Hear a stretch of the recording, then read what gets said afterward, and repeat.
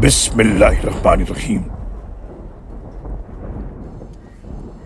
फिर जब खुशखबरी लाने वाला आ गया और उसने कमीज याकूब के चेहरे पर डाली तो वो फौरन बीना हो गए और कहने लगे, मैंने तुमसे कहा ना था कि मैं अल्लाह से वो कुछ जानता हूं जो तुम नहीं जानते।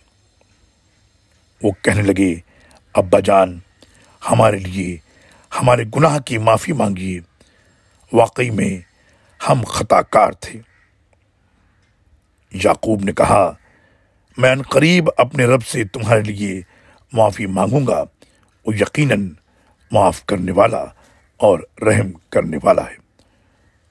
सूरह यूसुफ आयत नंबर 96, 97 और 98।